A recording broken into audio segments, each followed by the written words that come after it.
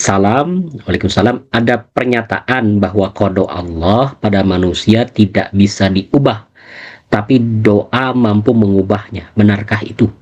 Ada dua hal ya sebenarnya dalam konteks ini ya. Yang pertama ada qadar, ada qada ya.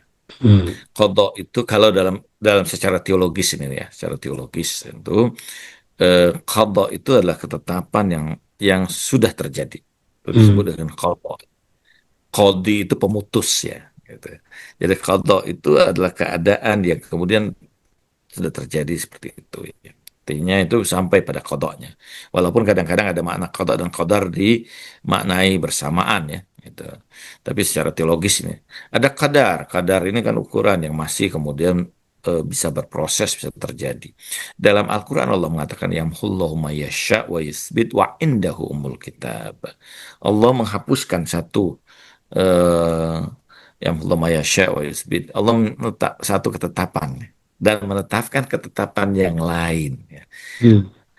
Wa indahu umul kitab, padanya ada umul kitab. Apa di antara yang menyebabkan Allah ini kemudian merubah ketetapan itu tidak lain karena doa kita. Jadi doa itu kan bisa merubah kalau dalam konteks bahasa teologis adalah takdir ya, bukan qada ya. Walaupun bisa jadi kodok yang dimaksud adalah kadar itu ya. Karena Hmm. kadang-kadang juga banyak memiliki makna yang sama. Tapi secara teologis kodok adalah hal yang sudah terjadi yang diputuskan atau terputuskan. Dan kadar itu adalah peristiwa-peristiwa ketetapan-ketetapan yang sedang terjadi, berproses dan proses Hmm. terjadi. Sehingga terjadi perubahan padanya. Seharusnya bahwa kadar ini mengantarkan kita pada keadaan seperti ini, tetapi karena kemudian ada intervensi Allah padanya sehingga terjadi perubahan menghasilkan sesuatu yang berbeda.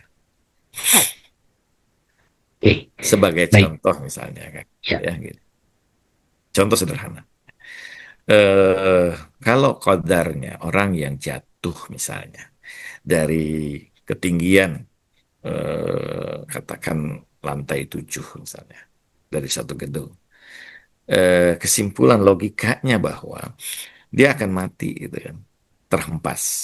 Nah, tapi bisa jadi bahwa sebelum dia sampai pada ini, tiba-tiba misalnya dia ada penghalang yang menyebabkan kemudian eh, apa keadaannya tidak hasilnya tidak seperti yang kemudian secara logis kita nyatakan ya. Gitu. Ada kalanya kita misalnya kendaraan membawa kendaraan yang dalam logika kita karena keadaan tertentu itu pasti accident terjadi. Tapi tiba-tiba kemudian apa eh, accident itu yang dalam bayangan kita sudah pasti terjadi, tapi ternyata tidak terjadi ya. Ada hal yang kemudian menghalangi di situ. Nah itu kan kadar ya. Ada satu peristiwa menarik ini sebenarnya. Saya diundang untuk kemudian eh, apa ceramah ya di satu tempat satu bank lah di Jakarta. Dan kalau saya tidak salah itu bulan Ramadan. Saya kemudian harus ke sana membawa kendaraan dan macetnya luar biasa. Saya dalam bayangan saya ini tidak sampai ya di situ, sehingga saya memberitakan kepada panitia bahwa kemungkinan besar saya tidak akan sampai karena macet yang luar biasa. Panitia berkata ya Allah, Ustaz, kita tunggulah. Gitu ya. Dan di situ saya kemudian bernazar. Nazar yang sederhana sih. Ya Allah, sekiranya kemudian saya bisa sampai pada tepat waktu. Padahal ini keadaan yang trafiknya luar biasa. Eh, saya akan sodakohkan ini semua apa yang didapat dari panitia itu kepada anak-anak yatim. eh itu tanpa saya sadari, kemudian saya tergeser ya dari kemacetan itu. Ada kendaraan lain yang kemudian memaksa saya untuk kemudian lari ke kiri. Lari ke kiri ini kemudian memaksa saya untuk melewati jalan yang lain ya, jalan satu jalan. Dan subhanallah saya mengikuti alur jalan itu dan ternyata kemudian jalur itu mengarahkan atau arah kemudian jalur yang eh, apa jalan yang alternatif itu menyampaikan saya kemudian pada posisi yang lain dari bank itu ya, sehingga saya sampai pada tepat waktunya. Ini kan sesuatu yang tidak terbayangkan ya. Sementara saya menggunakan kemudian eh, apa GPS pun tidak menunjukkan arah itu ya. Ini ada hal-hal yang kadang terjadi dalam proses kehidupan kita, di mana kadang-kadang doa kita, nazar kita mengantarkan kita pada sesuatu yang berbeda dari apa yang mungkin Hmm. kita sudah bayangkan sebelumnya.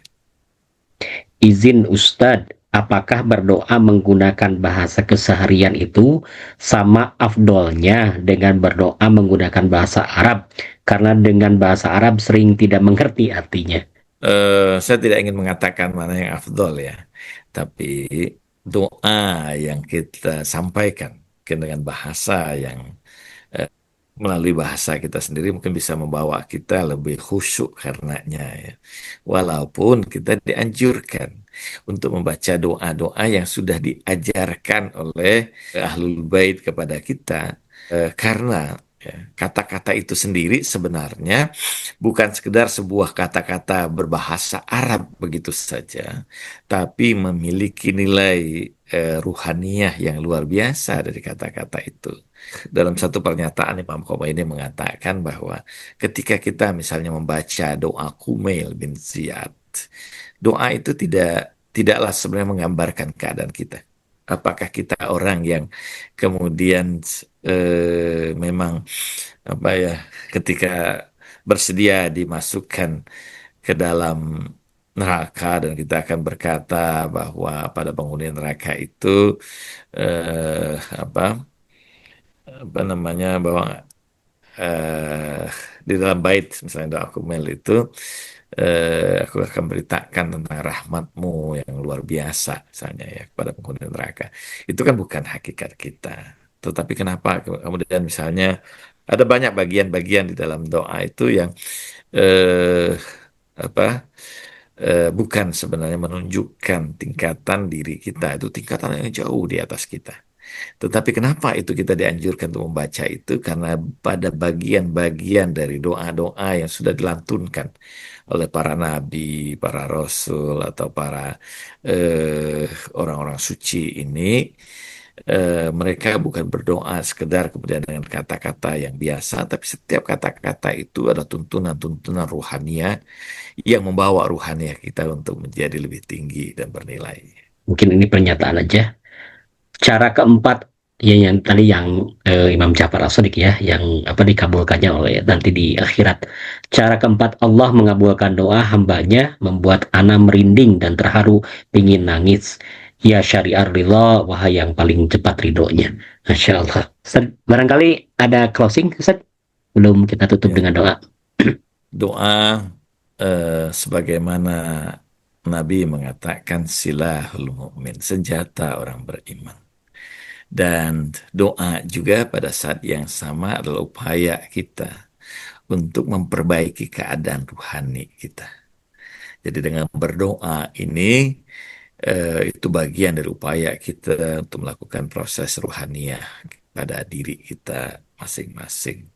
Mudah-mudahan Allah Subhanahu wa taala eh, mengangkat ruhani kita ini, membersihkan ruhani kita ini untuk bersama dengan para kekasih-kekasih Allah Subhanahu wa taala.